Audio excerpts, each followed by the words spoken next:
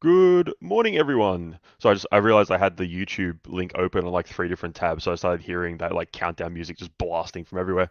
But yeah, hey everyone, welcome to our next community AMA. My name is Marty, also known online as Alcatraz. I'm the lead designer at Raini Studios, working on our flagship title, The Lords of Light. And yeah, we'll do the usual. We'll quickly go around the room, get everyone to introduce themselves. Obviously, we do have a fourth person joining us today compared to normal. Um, Actually, yeah, Dreamer, if you want to kick us off and introduce yourself, yeah, I mean, we obviously know who you are, but yeah, for our community. Yeah, happy to be here. My name is Dreamer. I work for a company called Kingdom Studios, the development company for DeFi Kingdoms. So maybe at one point I'll share a little bit more about it. But my background is really in banking. I did about 10 years at Goldman Sachs, and when DeFi Kingdoms was coming about 2 years ago, I realized kind of wanted to get into Web3 and really dedicate not only my time but my life to this. And we've been innovating the space, trying to pave the way for many Web3 games. And we find ourselves in a bear market after a year, having built more than we did in the first year in the bull market. So part of our whole brand is maximizing interoperability and making things easier to understand and collaborating with other protocols and games. And man, Words of Light is a beautiful game. We're both in the Avalanche ecosystem. We've been rubbing shoulders here and there, and we're just talking about how we can help each other. And we thought we'd start with, maybe I'd hop on and share a little bit, and then maybe behind the scenes, you'll be trying to figure out some cool ways to collaborate and lift each other up. Yeah, awesome. Chris. Hey guys, yeah, great to have you, Dreamer. We've caught up with Dreamer at a few events in person, showcasing our games, and yeah, he's a really cool guy to hang out with. So nice to have you join us for the AMA as a special guest. For anyone who doesn't know me, I'm Chris, aka Artkin. I'm one of the co-founders of Rainy Studios. Yeah, and focused on getting all the amazing stuff we've been building on RTLOL out to the public. We've got a pretty big one today, actually. So, yeah, keen to get into it. But I'll chuck it over to Drazni Bar. G'day guys, just Draz, community member. I'm just here coordinating the questions for the team, so they can focus on giving you the answers. Great Medium just dropped actually, so that was massive. I just finished reading it, but there's a lot to go through. I'm gonna have to reread it again. But no, it sounds like it's going to be a great one. Thanks, guys. Yeah, awesome. Yeah, I'm pretty sure that's the one of the biggest mediums we've ever dropped. Just in terms of as I would put it, in terms of girth. But just word count there as well. It's a pretty massive one. Yeah, lots of interesting stuff in there. Obviously, as we're ramping up towards our full launch next month on the Epic Game Store. Um, Chris, just quickly before we go any further, you don't have any interesting news potentially that anything that might have happened in your life recently that could be Uh, interesting? yeah, so exciting news. I became a dad a bit over a week ago. So I'm Hey, yeah, congratulations. thank you. Yeah, just adjusting to operating on very few hours sleep and Yeah, and getting covered in all sorts of bodily fluids on a daily basis. But he's super cute, so it makes it all worth it. nice. Yeah, Yesterday I was got it. Father's Day in the U.S. Did you I don't know, is it Father's Day in that part of the world? Yeah, But did you time no, this it's right so you could have your day as soon as possible right after becoming a father? I just wanted the tool case, right? The cliched Father's Day present. Now, in Australia, they do it at a different date. I don't know who decides like when Father's Day is or why there's differences, but every country does it at a different time. So it's still coming up. I am in time, but I'm a little bit early, I think, for the Australian one. Yeah, September Yeah, the awesome. 3rd, I think it says there. I just had a quick look. In Australia, September the 3rd. Yeah, nice. Yeah, like obviously, yeah, huge congrats from the entire team. Even those that can't be on the AMA today. I got to be honest, I'm not appreciating some of the stories of the bodily fluids. I think I'll stick to just degenerate like parties in LA for 3XP or some of the stupid shit that Dreamer and I have gotten up to in downtown Las Vegas in the past. But yeah, congrats, man. Definitely cool to add one more new member to the Rainiverse. So, Cheers. but yeah, yeah. So Dreamer, obviously, God, was it like 2 weeks ago? We were in LA together for 3XP. We're both on the Avalanche booth. Yeah, how like for someone who hasn't been to 3XP or hasn't been to a conference like that, how was it? Like, how was the experience for you guys? Yeah, it was incredible. So as I understand it, I think that was the first like 3XP they put on, and they did an incredible job. You know, they're trying to level up the event focus in terms of like the game and gamers experience. They had a huge stage where they had like live esports going on. They had a ton of booths. Each one were really high quality. We were featured at the Avalanche gaming booth, and the Avalanche guys showed up in a big way. It was beautiful. It was well positioned. We not only had like our own little areas where we're running demos, a lot of people at Lords of Light checking it out, coming over to DeFi Kingdoms as well. So it was a good experience. I think that the talks as well were pretty on point with kind of what people are thinking about in this market. I saw a lot of like user acquisition discussion. There's so many benefits to applying blockchain technology to gaming, but there are also a lot of problems to solve to like get to mass adoption in terms of ease of entry, wallets, and education. So a lot of that going on as well. So all in all, great experience at 3XP. Really good, working with Avalanche and the Avalanche gaming team. And it's good to see a lot of people checking out Lords of Light, DeFi Kingdoms, and other games in the Avalanche ecosystem. Yeah, absolutely want to give a massive shout out to the whole Avalanche team. I mean, Garrison, especially for that dinner that he bought us. There was just so ridiculous amount of food there. I think the waiter saw us coming, or the server saw us coming a mile away, and just decided to load us up with more meat I think I've ever seen on a table my whole life. It was insane. Yeah, Parker obviously was there, who works really closely with the Raini Studios team from the Avalanche side. Coop, hope you're feeling better. If you end up watching this, I was a bit sick during 3XP, but was still there like a trooper, setting everything up and building the display.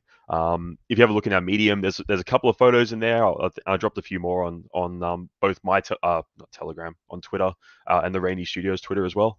But yeah, Avalanche had a huge presence there. Just so many just quality games as well. It's really great to see the Web3, I guess, gaming ecosystem really starting to evolve away from, you know, glorified banking apps to just really fun, engaging experiences, which is really great to see. And yeah, Also Ed was there. So Ed named the parents in his keynote. He announced the arcade program, which is pretty cool. DeFi Kingdoms is part of that, is like a cohort member, really designed to help Web 2 games kind of come into the space. And part of that is to do things like what we, DeFi Kingdoms and Lords of Light, are trying to pioneer, in that a lot of people can talk a big game. We want to work with other games. We want interoperability. Have you ever seen Ready Player One movie? We want to do that. But it's hard for people to like commit the resources to like figuring out how can games overlap where each one can be non-disruptive to each other's ecosystem, but also add value to the players. And that's where I'm really excited about the arcade program that Ed announced, because yeah, it helps with like integration of wallets and understanding the technology. But a big part of it is to build like a cross-game, cross-protocol social network within Avalanche. And that's what I'm really excited about. I'm wearing a shirt that says DFK chain, because we were their first and currently largest subnet, and that plays a big part of the arcade program, because they have this vision for games to have like their DApp specific chains, right? And we've been now chugging away at the last year and a couple months. We've hit over 500 million transactions on DFK chain. There's a lot of benefits, but also a lot of additional barriers to entry of having your own subnet, your own chain, and we're innovating the space and working through that. But who knows? Maybe we'll have a collaboration where there'll be some fun stuff, Lords of Light on DFK chain with other games someday. Probably a really good spot for because some of our community may not be fully aware of how Avalanche is building. And obviously, you guys, like, DFK chain is the biggest subnet on Avalanche. Do you want to just touch on what that actually means, what it is, what it means, and what it lets you guys do compared to if you were just building on C chain or building on any other blockchain, basically? Sure. So I mentioned the transactions. DeFi Kingdoms is a very transaction-heavy beast. So within the game, just to give a recap, if people are less familiar, we really started out as like a gamified DEX, and where it made it easier to understand kind of LP tokens, staking, emissions, and so on. But then that grew to starting to build a Web3 enabled like MMORPG. So like World of Warcraft, Final Fantasy on the blockchain, where like the art and everything looks a lot like fantastical Zelda. Like in the last 2 years, we've launched hero NFTs, pet NFTs. The heroes go out and quest to collect resources, used for crafting. We have a combat system that's in a pre-alpha now that's going to feed into like PvP, PvE. So all of this contributes to a lot of on-chain activity. When you're on a chain, so let's say hypothetically we launched on C-Chain, one thing is we're going to have a lot higher fees. We can't control the fees. The fees are going to be kind of bouncing up and down. And if we are making up a ton of volume, we might actually bog down the chain and the experience for others. Or let's say we have a good experience, and then a new game comes on that has a lot of volume. We might have no control over them bogging down the network potentially, filling up those contracts and making it a worse gaming experience. Launching your own subnet is like launching your own blockchain, where a lot of the initial infrastructure work is taken care of for you. So you take validators validating the C chain, you turn them on for your subnet. Your subnet does require a bridge and other pieces of technology like price feeds if you need them, because it is its own chain. You can't just use that off C chain. So definitely pros and cons. But if you solve for all the cons, what results is an experience where you control the volume and activity. It's more predictable, and fees you can set whatever you want using your token of choice as gas. So we use Joule, the DFK like main chain agnostic power token, and we're also live on Clayton. But if you compare the fees between DFK chain and Avalanche ecosystem and Clayton, it's a difference of like 20x. We don't control Clay, we don't control the gas, but we do control it within our own chain. So a lot of benefit there. Inviting others to come collaborate with DeFi Kingdoms and building on DFK chain is the other benefit.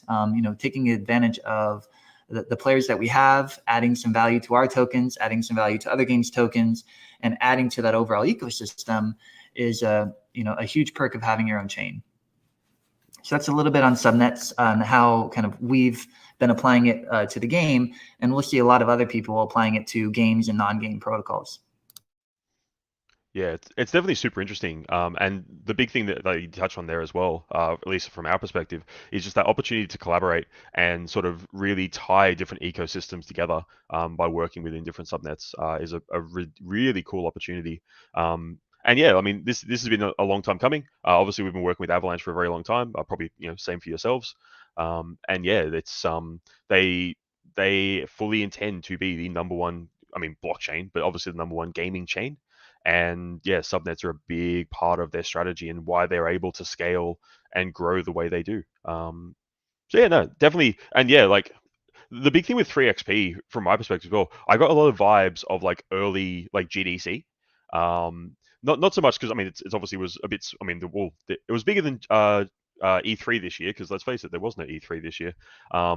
But like the early like GDC where everything was just new, everyone was like trying just crazy experimental things. If you're involved in gaming, like back in like the early like free to play days, when no one knew what a game on an iPhone was meant to look like, or how that was meant to work. Yeah, 3xp gave me a lot of that sort of vibe of just that really early days where like people are going to just try all these different things to sort of work out what's successful. And yeah, the games or the studios, I guess, that are able to crack the code correctly. Obviously, you guys are trying that. We're trying. Everyone's, that's the goal across the board. They're the studios that will go on and be the next, Zyngas, the next, Supercells, in the next King maybe. Just super exciting times to be in Web3. Yeah, and if you like go backwards, a lot of the plans of these larger studios to start to dabble in Web3, I'm sure the ideas started a few years ago, where there's proof of concept of like NFC sales and drops. And, there's a lot of big names coming in that are doing, what's commonly referred to as Web 2.5, where they're not fully like native Web3 games, but they are applying the technology maybe to a profile or to a skin or something, and they're dabbling. But what we're doing over at DeFi Kingdoms, and what I see in Lords of Light as well, is we are trying to not just say, okay, what has been done, what's like safe, let's push it a little bit. Let's add to the utility of NFTs. And like, wouldn't it be cool if somebody having a DeFi Kingdoms hero loaded up Lords of Light And by holding that hero, there was maybe a hero that was similar to it or had access to it. Or those that hold Lords of Light assets went into DeFi Kingdoms, and there was a unique quest or unique pet or something in DFK you can only get if you have, Lords of Light assets. I don't see any of the AAA studios thinking that far ahead. They're not really thinking about pushing the bounds. They're looking at what's been proven and applying the technology. They'll scale the proven facts, but we're here to band together and innovate the space. So I do think there's room for both. And the few that I think see that vision and banding together and making strong native Web3 experiences will become the companies, as you mentioned, and then we'll see a lot of other companies come in and enter the space, kind of build off of what's proven. Yeah, absolutely. But yeah, definitely. Yeah, it was a really great experience just to connect with everyone again at 3XP. And yeah, there's a lot of very interesting things sort of happening behind the scenes. Some we can touch on, some unfortunately we're blocked by a bunch of NDAs. At least one of the meetings we had at 3XP, I don't think I've ever seen as long or as aggressive an NDA as this particular organization. God, I've got to be so careful I even refer to them as this particular organization threw in front of us, and that was just before we could even sit down and like even have a chat about what they wanted to discuss. But yeah, there's yeah, I guess the big thing is same as all of these sort of conferences, and as we touched on in our medium that went out this morning, there's the value of these sort of events is insane. There's so much collaboration you can do in person. So much stuff happens outside of the actual event as well. I know, like Dreamer, the conversations we had, like after dinner, walking back to the hotel and stuff like that, they're more valuable conversations, and those sort of relationships you build there generally will have so much more value than what you can actually get done on the show floor. But I mean, having said that, being on the floor, having so many people coming up and trying the game, like I said, we're same as you guys. Like we had one side of the Avalanche booth, you had the other, basically. Then was just like some couches in the middle, which is great for like having lunch and stuff in there. But yeah, that was definitely an amazing experience across the board. And the big thing for us as well is obviously we were there with our, I guess, sister company. I still don't know what we're supposed to refer to them as, Leonardo AI. So that was one of Leo's first big conferences, having the opportunity to, show people just the power of what Leonardo is able to do. Obviously, we're using it within our game. I know they were chatting with a lot of other studios, just showing the power of generative AI.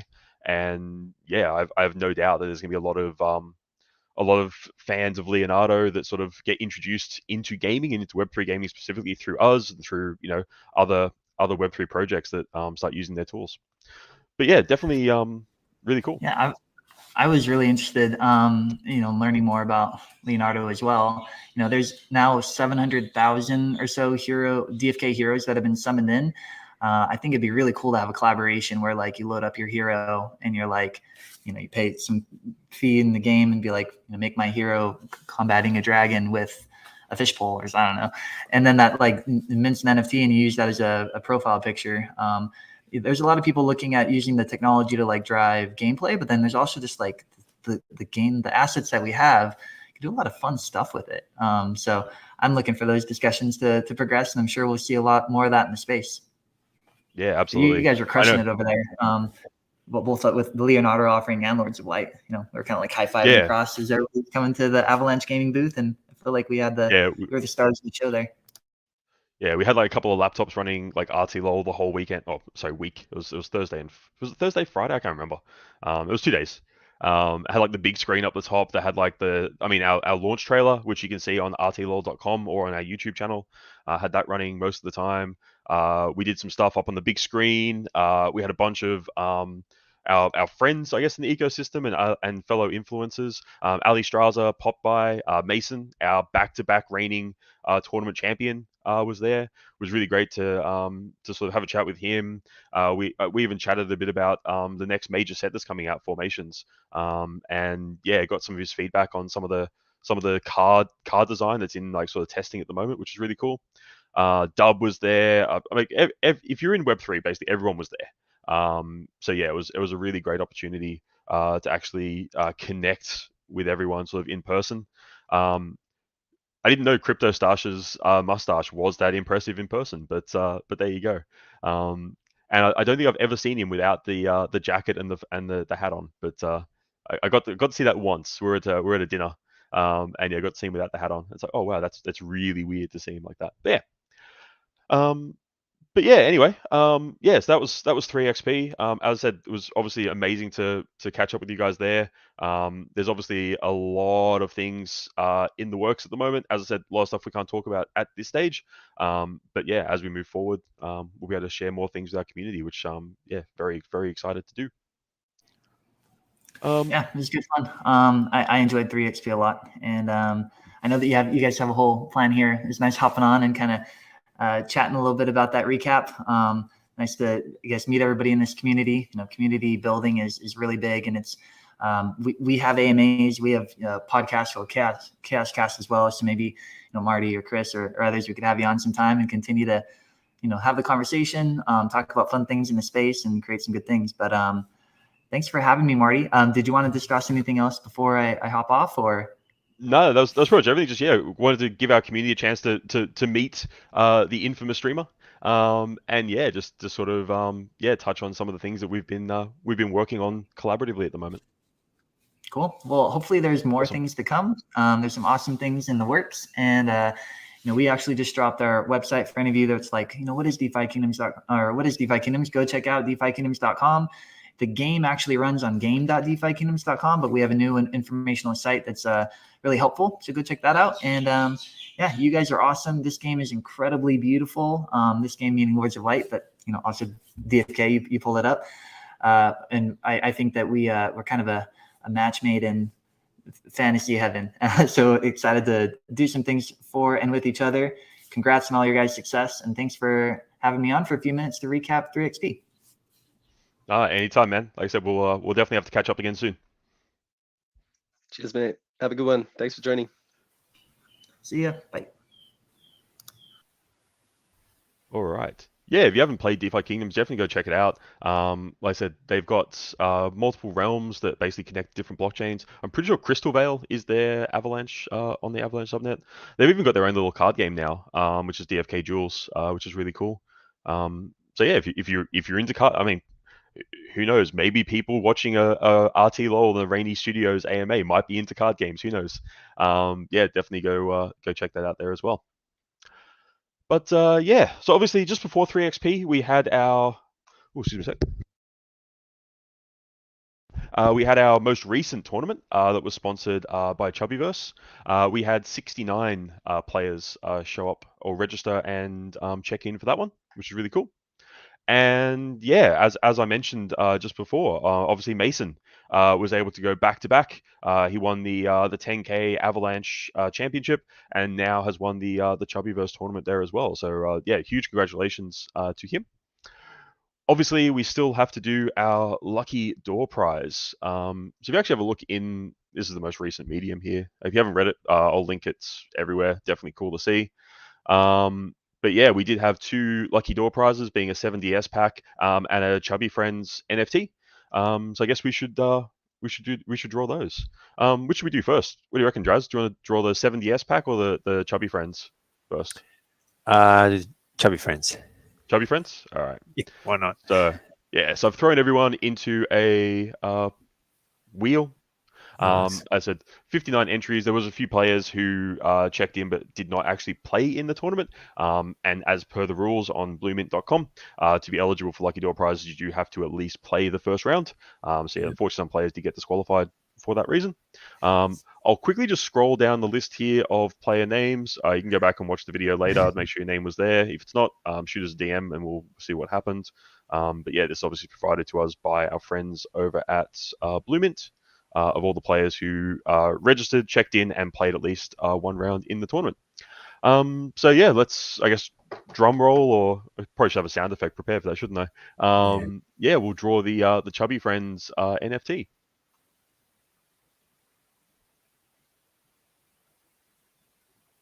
I don't know if that's... Is that sound sharing across to you guys or not? I'm not sure. I can't hear it, no. Oi, I'm amazed. I'm amazed. Congratulations, that's the Chubby Nice Friends NFT. Yeah. Now, so we delete him or her or them, I don't know, from there. So this one will be for a 7DS pack. So obviously from the 7 Deadly Sins drop that happened a little earlier this year. A lot of cool cards in that drop, obviously, including the 7 Deadly Sins Mythic, which just got a rework. If you haven't had a chance to play with that, definitely check it out. Very, very cool card. Yeah, saw a bit more play in the Chubbyverse tournament as well, which is cool. Nice. Have you guys uploaded all the? All I've seen you put up mine, which is probably the most embarrassing one. But have you got all the other ones up there? I All believe finals? they're all up except for the final. I'm pretty Okay. sure. I have to go Let's check check. them out. Yeah, Learn definitely some things. recorded. Yeah, they've all been edited and uploaded. I believe they're all published. Yeah, shout out to Joe D, who has been helping us with the video editing, and yeah, they've been done a lot more quickly now that we've got everything set up. Nice. Yeah. So that was I Amaze D. I'm just making sure. So we'll reach out to you guys on Discord. Just make sure we've got the right wallet addresses, and then yeah, all the prizes will get sent out for that tournament either today or tomorrow. It'll be very, very soon. I just need to check how we send the Satoshi stacker, being the big prize, obviously that Mason took for winning the tournament. So IMASD was a Chubby Friends NFT and Oleg Dominator. Congratulations on winning the 7DS pack. Congrats. Awesome. Cool. So yeah. God, so much happening today. So we're about 32 minutes away from our next NFT drop. This is the Arthron drop by 3/4 Eyes. I'm assuming I'm pronouncing that. I don't speak French, but I'm assuming that that's how you pronounce it. It's Cool. close enough, I think. If Yeah. I've just insulted some French people, sorry. I drive a French sports car, so I eat croissants. Like, yeah, whatever. Yeah, and obviously, if you check out the Medium on Friday, so last week's Medium has all the details on this particular drop. So as with these ones, these are exclusive for people to collect with rainbows and unicorns. So yep, they're obviously exclusive to Rainy holders. And yeah, there obviously will be, if you collect a certain number of each, there'll also be an infused NFT available for you as well. But yeah, some really like truly awesome and just creepy art, I've got to say. I mean, yeah, they look awesome. But yeah, also just super creepy at the same time as well, which is pretty cool. That's bugs for you. Yeah, pretty much. In that medium, when you mentioned, it's mentioned in there that Arthron is the 5th and final infused. Does that just mean final of the Couture's sort of collection, or is it the final infused? It's the final NFT. Yeah, I probably worded that a little weirdly. It's the final NFT in this particular collection. Oh, yes. Okay. Yeah. Cool. So there's the 4 that you've got here. There'll be a 5th one, which is that infused NFT. Yeah. Okay. Yeah, Sweet. cool. Yep. Obviously, we haven't uploaded that yet because it's going to be a surprise. So yeah, we'll have that one up. We've given people a little bit longer for this one to collect all of the NFTs. But yeah, if you're able to collect them in time for the snapshot, then yeah, you'll qualify for that infused NFT. And then yeah, you can obviously just go to rainy.io/home is the best site to go to. That will give you access to everything you need for the mint. There are wallet limits for the first 30 minutes. But after that, we do lift all the limits. And yeah, also just keep in mind if you've been on the site, say yesterday or in the last say day or so, while we've been sort of getting everything ready for it, wouldn't be a bad idea just when there's like 5 minutes to go, just hit Control F5 just to refresh everything, make sure that everything is loaded up and ready to go. So this But mint, yeah, as compared to different mints, basically, when you click on the button that's counting down, like yep. But you can go to this normal sort of screen where you put on your numbers and then you check out, but we don't checking out now onto chain. We're just checking out out of the Rainiverse pool of rainbows and unicorns. Yeah, So it's an awesome question. It's going to be faster and it's going to be Yeah, that's the big thing. So we've sort of broken up into a two-step process, similar to what we did for Seven Deadly Sins, where basically step one is where you will spend your Rainiverse bows and corns to secure the NFT, and then there'll be a separate mint step to actually mint it to the chain of your choice. Keep in mind, if you haven't done so, you may just want to go to rainy.io/the Lords of Light. I'll copy that into uh, the chat here as well, because that's where you can go. Maybe just scroll down. There'll be I'll never be able to see it. Yeah, there'll be a thing here to convert your rainbows and unicorns from each chain to Rainiverse. So basically a consolidated pool that allows you to buy all of our NFTs that we do for bows and corns moving forward. And then, yeah, obviously you can then choose to mint them to any supported chain for that particular collection. For our art-based NFTs, obviously that's Ethereum and Binance Smart Chain. But for our game-related NFTs, so stuff like Seven Deadly Sins or Tempest, you'll have the option to mint to Ethereum, BSC, or Avalanche, obviously there as well, which is really cool. So no real funds needed at the moment. Like we're logged onto the Rainy site with our obviously wallets. It shows all our rainbows and unicorns that have been ported across the Rainiverse. We just click. There's no fees as such at this point in time, so we don't have to have a certain amount in any wallets or any of that sort of thing. Yeah, there's no fees per se. Obviously, you will need to be able to pay the gas when you do choose to mint those NFTs to the chain of your choice. And yeah, obviously, we've said it many times, but we try to support multiple chains. One, to try and alleviate issues around gas. If you remember the morning of the 70S mint, where we had to actually push it back because gas decided to do a 2020 on us, and yeah, thanks Blur, and just went really crazy for a few hours there. But there, obviously, other chains, for example, BSC or Avalanche will generally be a bit cheaper on gas regardless. And again, it also just ties back to the concept of for player-owned or community-owned assets, you should be able to hold those assets on the blockchain of your choice. If you choose that to be Ethereum, BSC, or Avalanche, that's up to you. And then, yeah, depending on how things progress as we move forward, we may support other chains as well. But obviously, those are the three that we're currently supporting. And obviously, not to try and influence anyone in any way, but we're obviously big fans of Avalanche. We think they're doing really amazing stuff over there, so we're super happy to support them on the game side of things. Obviously, not on the art NFTs at this stage. Cool. But yes, that's coming up in 26 minutes and 11 seconds from now. Maybe a little bit less because there's like YouTube delays and stuff like that. Which means we need to finish in about 20 minutes so I can get ready. Yeah, we'll try to wrap this up. Yeah. If you haven't had a chance, please go check out both the medium that dropped this morning and the medium that dropped last Friday. A lot of cool stuff in there. Obviously, Friday's one, we dropped the new launch trailer for the game, which if you go to RTLOL.com, you can check out. That one there. Make sure you turn on the audio too. It's got like really cool music behind it, but we auto muted it because there's nothing worse than going to a website that blasts music at you. The team put that trailer together. It looks amazing, obviously.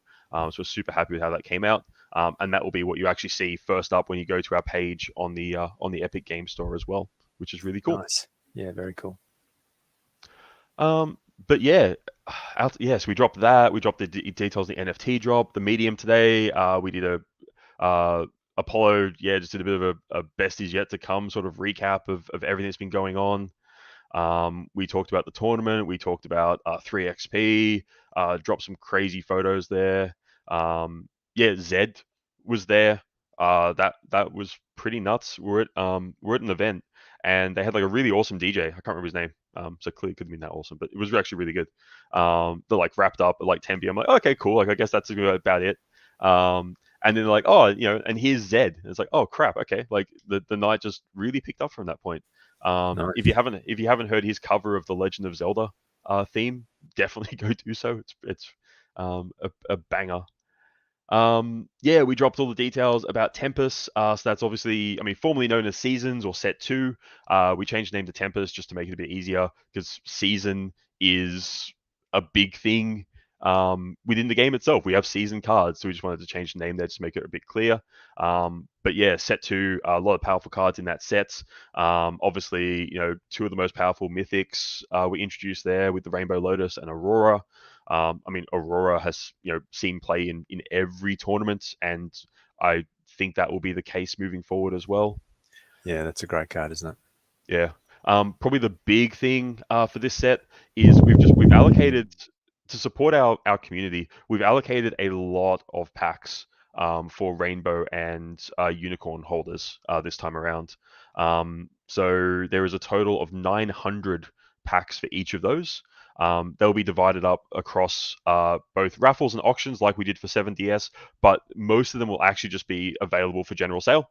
Obviously with wallet limits for the first half hour, same as what we're doing today for Arthron.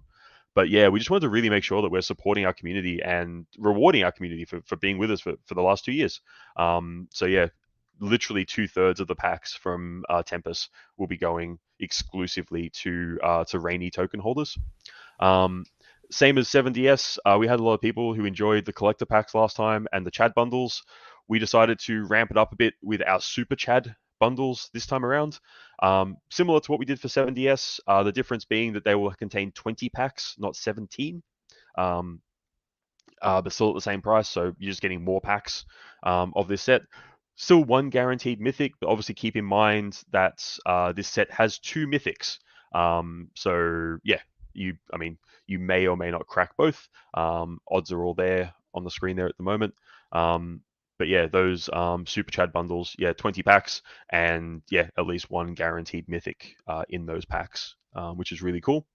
A small allotment of collector packs this time around, so there'll just be 50 on the 3 chains that we support, so ETH, AVAX, and BSC, and then 10 bundles on each chain as well. The And collector packs then they're the ones you buy actually with ETH. yeah, they're the ones similar to 7DS that you'll buy just with Okay.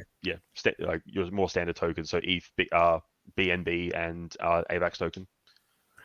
There was talk obviously a while back about packs assigned for golden chroma sort of holders. Is that, I can't see that mentioned anywhere. Is that a thing? Yeah, that's still happening. I mean, it's not in the medium, but we're still going to be honoring the previous commitments for the airdrops. Yep. So you'll be getting them as well. Beautiful, thank you. Yeah, and yeah, like that will come out of there's 182 packs still in this set that was set aside for basically for studio use. So they're used for promotions, giveaways, tournament prize, stuff like that. We did the same for 7DS, and we're still sitting on some Genesis packs as well. So there are packs obviously set aside for those things. But yeah, we try to make sure that as many as possible of the packs in total are going out to the community when we do the drop. Yeah, that's fantastic. And then, yeah, definitely the other big part of this medium that we've been working on for quite a while is the Web 5 thing, basically. That if you've heard me on Twitter Spaces or giving talks at GDC and stuff like that, I keep banging on about. Basically, looking at how Web3 games can reward their community and reward players for engaging with the community. But yeah, doing it in a way that embraces both Web 2 and Web 3 players and communities, with the understanding that we need each other to sort of evolve and grow. As much as we love our Web 3 community, we want to be able to expand and grow and bring more people into the ecosystem. Where those people come from, I mean, well, they potentially come from collaborations with other Web 3 games, such as maybe DeFi Kingdoms, but predominantly they're going to come from having just a great quality product that has appeal to traditional Web 2 gamers. So that's a big part of our overall strategy there. As I said, we've done a lot of work on this literally over months. You can see here, looking at some other game-based tokens that maybe didn't go so well. I'm not going to name which token this is, but yeah, it's one of the big ones, and obviously didn't. When you design things to be hyperinflationary, you can't really be surprised when they hyperinflate. So yeah, we're doing a lot of work there just to make sure that that's can't or shouldn't be able to happen. And you'll see that as well, like, that when X Photon, vest into photons, obviously we're doing that over a vesting schedule, so that gets dropped over time. We don't want just, a whole heap of photon token just hitting the ecosystem all at once and then just, sort of tanking the price. And yeah, obviously with all of our other systems that we're building, they're being built in that same sort of mindset, where we obviously want to make sure that we're building something, as I've said for a long time, like we want to be here for the next 10 years. We're here for the long haul. I'm very much looking forward to hosting the 2033 RTLOL World Championships. I might even have plugs by then, so I'll actually have some hair. Who knows? But yeah, definitely a lot of cool stuff going on there. Yeah, best bet. Just have it like I don't want to touch on everything here. We go through what we're doing around. Like you're not going to see us as a studio referring to NFTs anymore. You're going to hear us talking about collectibles, collectible packs and collectible cards. Just we know that NFT for the wider gaming community is a dirty word, for better or for worse. But you introduce players to the concept of collectibles, and they're much more familiar with how that works. Most players have seen Steam, CS:GO skins, or traded, Magic or Pokemon cards, stuff like that. So the concept of collectibles is not new to a lot of gamers, but they can get a bit scared off by that particular like NFT term. So we're just not going to use it basically. We're going to do soulbound or account-bound packs and cards within the game itself. So similar to what we have with like the base cards right now, there'll be cards that are just locked to a player's account. They can't be traded, can't be sold, but gives a way for free-to-play players to have cards they can use in their collections. We're introducing theme decks. This is something actually I'm super excited for, and I think this is going to be a big thing that we've been working behind the scenes on this one for a little bit. This is the first time I wish we had like a whole medium dedicated to this, but yeah, it got a paragraph in a medium of this size. That's doing pretty well. But yeah, there'll be decks that basically you can unlock both through completing quests and battle pass tiers and stuff like that, or they'll be available to buy. They basically will unlock a set deck, similar to the decks that we've had in testing. We're doing a few different ones there as well. You can play with those decks in ranked or in a theme deck only matchmaking queue, which is pretty cool. So if you're in that queue, you're only going to be playing against other people using theme decks as well. So you won't run into, Mason testing his tournament winning deck, for example. You'll run into other theme decks. So we hope that's a really great way for players to not only be able to get into the game, actually, have a bit of a fun experience without getting absolutely just waffle stomped, for lack of a better term. But yeah, I'm not going to go into detail what that term means, but anyway. But yeah, just have that more balanced ecosystem and also be able to experience the game without needing to fully understand deck building and deck construction and that side of things as well. So just, yeah, a bit more of a friendly onboarding ramp into the ecosystem. So super excited. We've been testing some of those out within the team, and some of the games have been actually really fun. So we're super excited to see how that all plays out. Dropped a little screenshot there. This is actually the current test build. So you can see a few little UI changes there compared to what you might have in the current live version. So just a little sneak peek of what's to come there. I don't know. Spam me on Twitter or something. Maybe I'll drop some more screenshots as the day goes on. Who knows? I can be bribed. Cat gifs are a good way to do it. Within the game itself, there's going to be actually 3 different currencies: coins, lux, and photon. So you can have a read through there what each of those sort of mean. Again, it's that Web 5 design. It's a mix of Web 2 and Web 3 sort of coming together, trying to give us hopefully what is the best of both worlds, where we have accessibility for Web 2 players and then obviously all the benefits for the Web 3 players there as well. And then, yeah, probably the coolest part that we've been sort of putting together, a lot of Google Sheets, a lot of number crunching to get all this sort of stuff together, is our player rewards. So basically, the systems we're putting in place to reward players who play the game, and specifically players who play the game using our collectible cards. So obviously our NFT-based cards. But again, NFT, you're not going to hear me using that particular phrase as much moving forward. So yeah, definitely have a read of these, but just at a high level, the 3 different ways you can be rewarded. Tier 1 is passive collectors. If you own collectible cards and you choose to stake them, these will be new staking contracts that we're still setting up at the moment, so not the current ones. But if you choose to stake in these new contracts, you'll get rewards. It's as simple as that. The rewards will be based on how long the card is staked for. They're done on a monthly basis. So each month, basically, the pools will reset, and you'll earn rewards from that month's pool. The rarity of the card is a multiplier. So obviously, if you own, a common from Genesis, for example, there will be different rewards there compared to if you were staking, say, a Quantum Rug or a Chad Rainey or a Aurora on the other end of the scale. We're also going to be scaling it based on the decks that played with the card and also the decks that won with those cards. So it's kind of interesting. We're trying to design a system here where if you just own cards and you stake them, and that's as much as you want to be involved in the ecosystem, cool, you'll get some rewards. If you want to take the time, watch the tournament footage we're putting up, maybe play in some of the weekly Blue Mint tournaments, get an idea of what's popular, what everyone's playing in ranked, and what cards and what decks are being seen the most. Those will be the cards that will have additional multipliers based on them.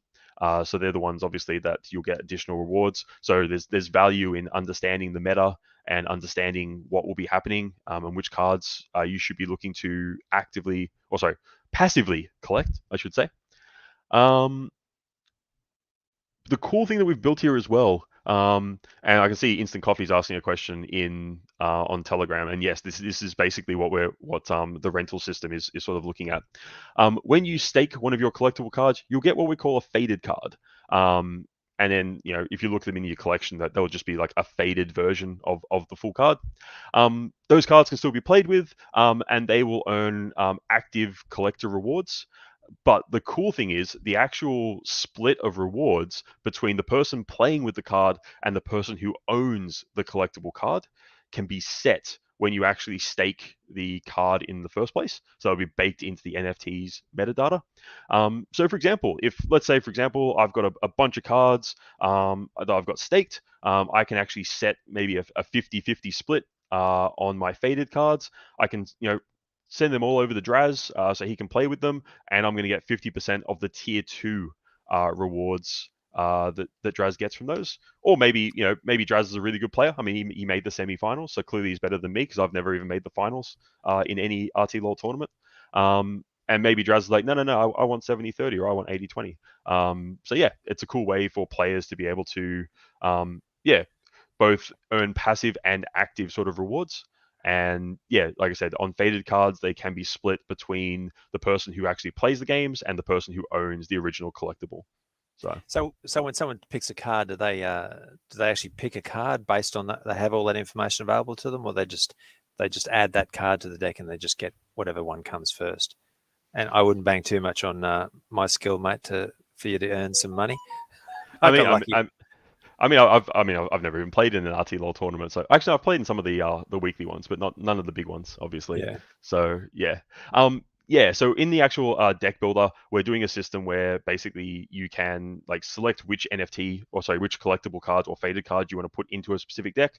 But the way the system will work is because it's weird. Unlike traditional games, theoretically, you could build a deck with one of my faded cards, and then before you jump into the queue, you actually transfer that back to me, or something happens that faded collectible.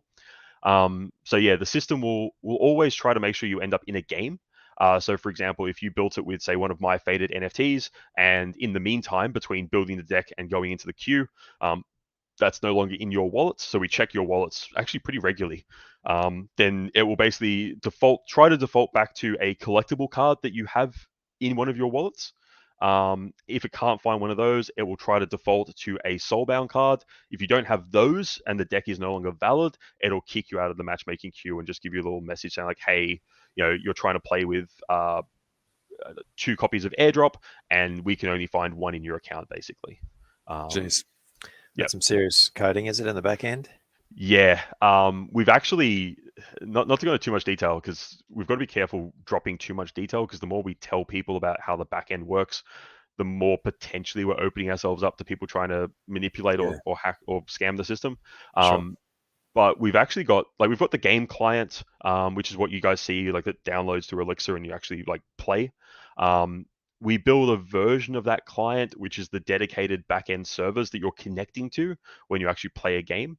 So we run like machines on cloud infrastructure that runs like a cut down version of the game, no graphics, no sound or anything like that, but it's running the same like game logic as what you have in the client, and that's what the server is doing to like every time you play a card, it checks it and like validates and does all the cool stuff on the back end. Then we've got a whole separate cloud infrastructure sort of sitting next to that.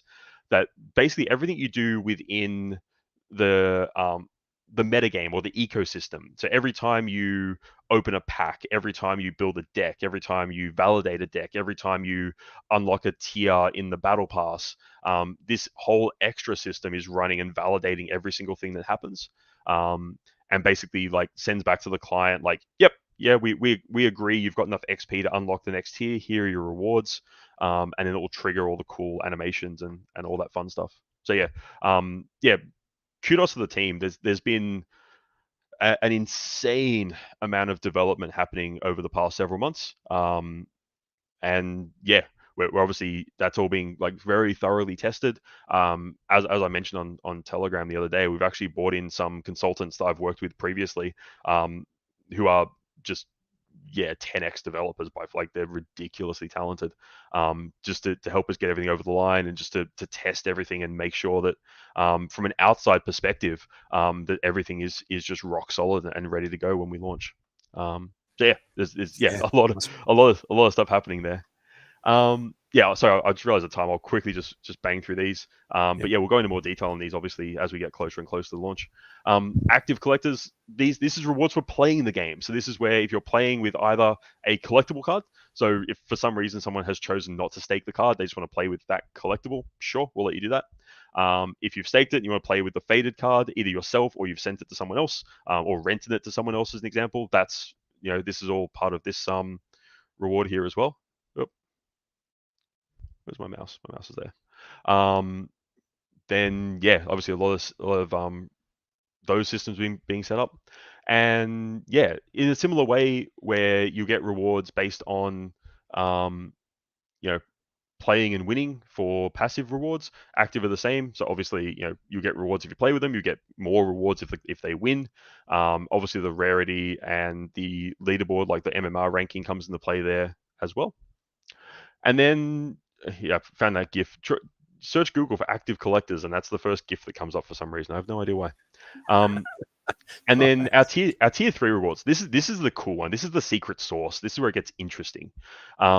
Again, this is a whole separate pool of rewards that will be going out to players based on performance and activity.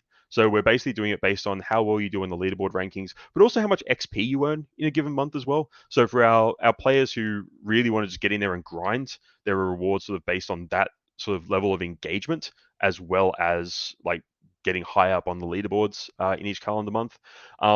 Those are not necessarily tied to using collectible or faded cards. So this is where we have Web 2 players who, if they really want to, they can grind and they can start actually receiving Web 3 rewards and start to sort of unlock some of those benefits within the Web 3 ecosystem, which is very, very cool. And then, yeah, obviously leaderboards will also tie in for the RTLOL World Championships and the Player of the Year competition, which are both details to follow, is the best thing I can say for that. But yeah, that's also, we're actively working on getting that all sorted and getting that up and running post-launch as well.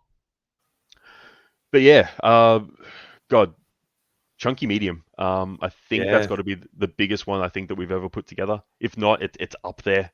So yeah, definitely have a read of that. Have a chat with us on Telegram and stuff like that as well. Yeah, there's a lot of interesting stuff going on there. Draz, I guess we should probably try and bang through some questions really quick. I don't know if we've really got time. If we've got the drop landing in 5 minutes and there's a bit of a delay, I think what might be the best course of action is just, I've taken snapshots of the questions and we'll either do another AMA later or we'll just post responses in the Telegram. So if you're not already on the Raini Telegram, check the website for the link and join. We'll post the answers to all your questions there and maybe schedule another AMA. Worst case, it'll be next week, but we just want to make sure everyone has enough time to prepare for the Arthron drop. Yeah, sounds good. But yeah, obviously the team is on Telegram, the team's on Discord. Yeah, I mean we're on Twitter as well, but I mean Twitter's not quite as interactive as that. But yeah, we'll line up another time to have a chat, and yeah, we'll go from there. Yeah, drops in 4 minutes. Good luck everyone with that. Make Thanks sure so much. you Obviously. hard refresh the website as well if you haven't already Yeah, done so that you can access control it. F5. Yeah, thanks so much for Dreamer for jumping in and joining us. It was great to connect again. Just drop some of the details around 3XP. And yeah, just some of the conversations that have been happening in the background about ways we can continue to grow and evolve, I guess, the Avalanche gaming ecosystem, which is super exciting. Awesome. Cool. Good luck, everyone. Cheers. All right. Thank you. Have a good Catch day, you later, everyone. guys. Good luck with the Outrun drop. Catch See ya. us.